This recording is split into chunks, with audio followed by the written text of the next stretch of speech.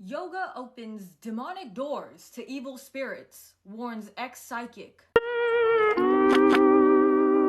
Indians are stinky. Their hair is so greasy, they're so hairy. Ew, why does your food smell so bad? Indian people are too dark. They're so dark. They were so dark, in fact, that in the June of 1983, Mahatma Gandhi was forcibly removed off of a train that he had paid to get on. He had paid for a first-class ticket, and he was forcibly removed and beaten because he was not white. Why do you even bother going to the gym? Indian jeans suck ass. In the 16th century, India was colonized by the British. And because of the British mismanagement, India had to go through a whole bunch of famines. So much so that it actually altered their bodies. Generational traumas. In fact, during the time that India was colonized, the Indian economy hit rock bottom, horrifically. During this time, an estimated of 1.8 billion people passed on. Indians were made to feel socially and racially inferior in their own homeland. But Vice, why are you talking about this now? It was so long ago. Until you realize it really wasn't that long ago. India has been independent for less time than some of your grandparents have been alive. August 15th, 1974. India has been independent for 77 years, not even a century. And why did my people have to suffer this way in the past? Because there was a particular group of people somewhere else in the world that decided that everything else in the world was theirs for the taking. That is not how things work, and it's not true. So after all of these horrible effects of colonization and having so much stolen and so much disrespected, you maybe see why people calling jhumkas bell-shaped earrings might be a little bit irritating. If you want to do your own research on colonialism within South Asia in general, feel free to do so. There's just so much I can say in this short video. The reason why I zoned in on India particularly is because that's my culture. But cultural wear is very important to South Asians as a whole. Clothing represents our culture, our region. South Asia is large. It's like a little mural of our history. So now that we have that out of the way, let's look at Scandinavian summer chic. What are we classifying this wedding guest vibe as? Because I'm literally so something about the vibe makes it so special. But like, what is this aesthetic called? It's like not Scandinavian summer wedding, but it's very European, effortlessly chic, I guess I would say. By the way, I will link all the articles that I've used for this video. But in this article, it stated that, quote, "It is important to note my teammate was truly curious where this fashion aesthetic is from and repeatedly asked that question multiple times through the video. She did not intend to discredit. We're very sorry to the South Asian communities that we offended," end quote. It would have taken one quick Google search. Now you can tell me, you know, maybe she just didn't know. Right, now watch this video with me.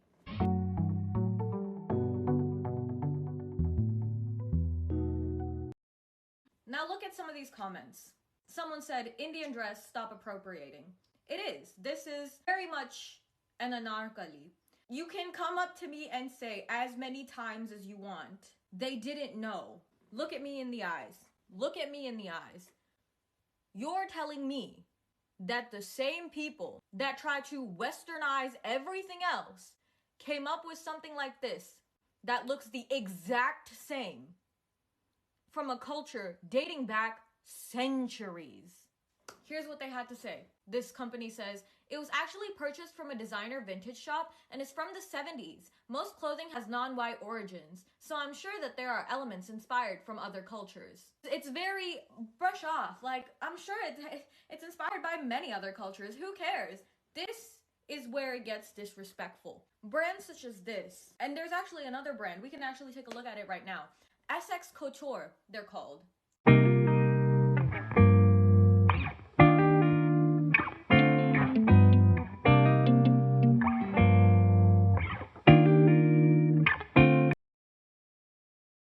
They took from us. They took from South Asian Indians, South Asian people in general, okay? And then they took from Native Americans. At no point were any of us credited. At no point was it, oh my God, like, this is Native American inspired. This is South Asian inspired. no, no, no. They renamed it. It's a two-piece dress. What the is a two-piece dress? It's a lehenga. Oh, Polly has been another company that is being spoken and talked about within the community because it's, at this point, it's a little bit disrespectful. It's a little bit more than just disrespectful. Oddly video. Oh, Polly. Oh, Polly. 1 second. Oh, Polly. Does this look familiar? Is this where inspiration came from possibly for that other dress that you created? I think so, right? But anytime somebody comments on your videos for credit as to where the inspiration was taken from, you don't reply, or you delete their comments, or you just end up deleting the video because, you know, or you turn off the comments on the videos. I'm just gonna need y'all to sit down. Maybe even take that dress out of your catalog because it doesn't look good. And you know, even reading these comments, you'll see people talking about, it is not that deep. People who are used to appropriating cultures will never think stealing is that deep. If you know any South Asian people, we're so open to sharing our dresses, our jewelry. Like, if you've seen any Indian girl, okay, with her friends, if they're going to a wedding, she's letting them wear her lehengas. She's letting them wear her saris. She's letting them wear her jhumkas. It's the difference between appreciating and appropriating. It's the difference between you are making a profit out of something that you used to hate, that you used to make other people's lives harder for wearing. Do you understand what it is that I'm saying? Do you understand why now this is deep? There's actually a lot of problems when it comes to appropriating not just culture. Let's go a little bit deeper. Let's talk about skin color. I'm so tired of pretending like tanning isn't a problem. It is. And let me tell you why, okay? Because of colonialism in general, colorism has run rampant, okay? And now people are gonna be like, but what do they always use? India has always had like castes. Their caste system, like, they've always had that, and that was super colorist. Caste systems in the past, while we don't know where exactly they originated from, they depended on what a person did for work. So think about like upper middle class, you know, top 2%, stuff like that. That's what a caste system was for. It very obviously became about skin color when colonialism really butchered in the colorism, right?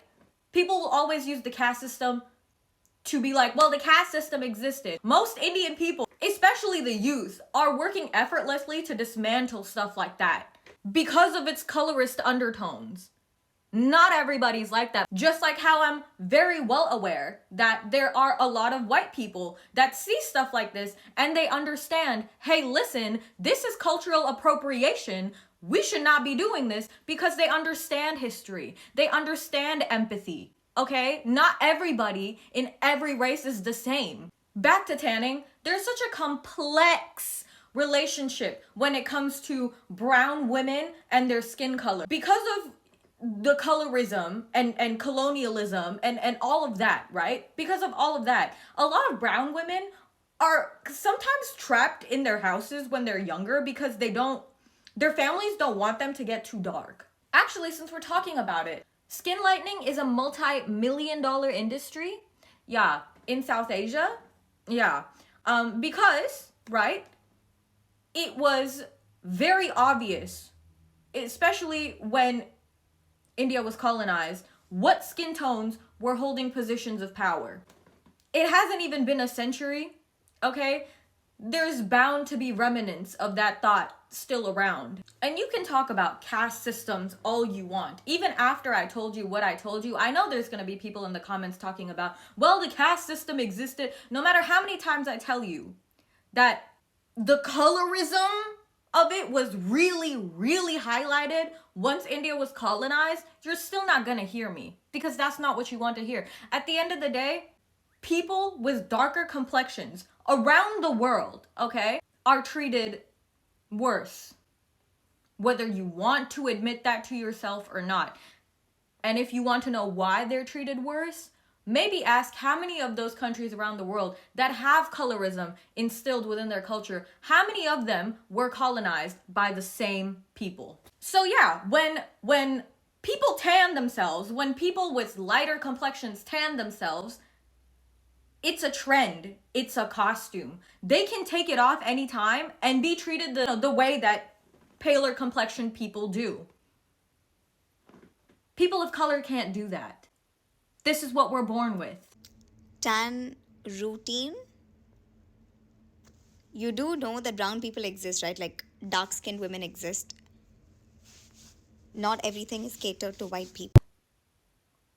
You want to be brown, but you don't want what comes with it. You want to wear our clothes, but you don't want to give us credit.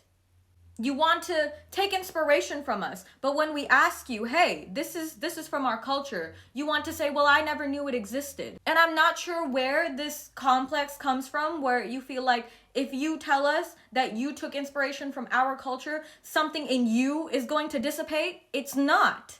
We will never go after people that appreciate our culture. At least most of us, there's weirdos everywhere, but I can say safely that most of us appreciate when we are being appreciated. Who doesn't like that? We are not just a niche for you to use and be a part of. It's more than that. And I think the article that I was talking about earlier, it's also going to be linked once again underneath. I want to quote it to end this video. I think it does a great job. So, quote, South Asian influencers are addressing the long-standing issue of cultural appropriation, where marginalized cultures are exploited for profit by the dominant white culture, noting how practices considered, quote, backwards, end quote, are quickly embraced as trendy once adopted by white individuals, end quote. And that is where the problem lies. Anyways, thank you so much for joining me for this video. I know normally in my videos I'm like super bubbly and stuff. I was a little bit more serious toned here, and I think you can kind of understand why. But yeah, I mean, once again, I'm just a girl on the internet. I'm not gonna say what do I know in this specific instance because I kind of know a little bit here. But I appreciate you guys listening, having an open mind, and trying to understand what it is that I'm saying. Anyways, see you next time. Thank you so much for being here, and stay hydrated. Bye-bye.